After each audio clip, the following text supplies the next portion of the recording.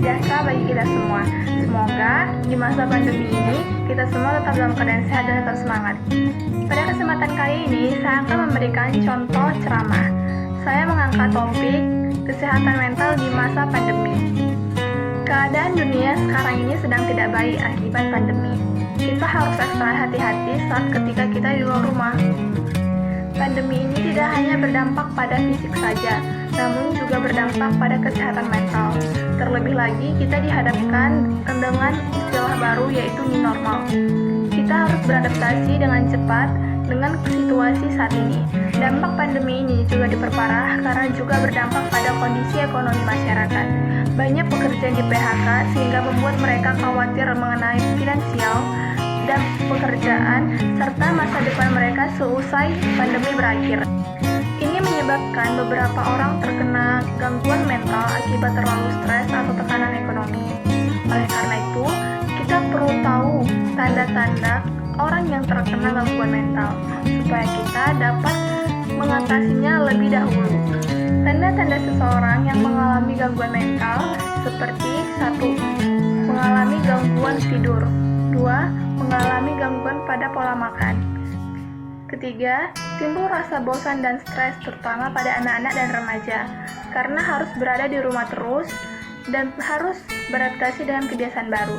Lalu selanjutnya, penyalahgunaan alkohol dan obat-obatan mengalami penurunan kesehatan fisik. Dan terakhir, mengalami rasa takut yang berlebihan akan keselamatan dirinya dan orang-orang yang terdekat. Oleh karena itu, apabila kita mengalami tanda-tanda tersebut, alangkah lebih baiknya kita melakukan dengan segera langkah-langkah penanganan. Nah, langkah-langkah penanganan tersebut antara lain, yang pertama, lakukanlah kegiatan fisik yang ringan. Kegiatan ini bisa membantu kita menghilangkan stres atau beban pikiran kita. Yang kedua, tetap mengonsumsi makanan yang bergizi. Yang ketiga, jauhi kebiasaan buruk. Karena ketika kita melakukan kebiasaan yang buruk, itu akan menambah stres kita. Alangkah lebih baiknya, sebaiknya kita itu lebih baik istirahat, supaya pikiran kita lebih tenang. Yang keempat, memanjakan diri.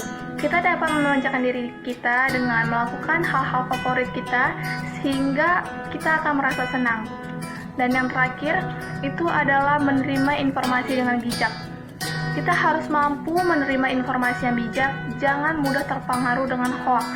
Karena itu, dapat membuat kita stres dan menjadi beban pikiran kita, sehingga kita tidak dapat berpikir dengan jernih dalam melakukan hal atau melakukan sesuatu yang lain. Oleh karena itu, dukungan dari orang-orang terdekat sangat penting dalam menghadapi situasi seperti ini. Kita juga harus tetap berkomunikasi dengan lingkungan kita, dengan sahabat-sahabat, tetangga, maupun keluarga kita. Terutama ketika kita dalam masalah, kita dapat berkomunikasi dengan menggunakan telepon atau video call untuk berbagi dengan orang-orang terdekat kita, supaya jiwa kita lebih tenang. Jika tanda-tanda semakin parah dan penanganan mandiri tidak cukup, lebih baik kita berkonsultasi dengan psikolog maupun dokter spesialis kejiwaan. Lalu tetap berpikir positif dan bersyukur dalam menghadapi situasi ini. Pastikan untuk mengurangi dan membatasi informasi mengenai pandemi. Ini berguna supaya kita tidak terlalu stres atau membebani pikiran kita. Demikian ceramah saya harap pembinaan tentang gangguan mental ini dapat membantu Anda sekalian. Apabila Anda sekarang sedang tidak enak, pembinaan ceramah ini bertujuan agar kita semua bermental baik, bermoral tinggi, dan juga bertanggung jawab. Apabila ada kesalahan kata, saya minta maaf, saya tutup, saya ucapkan terima kasih.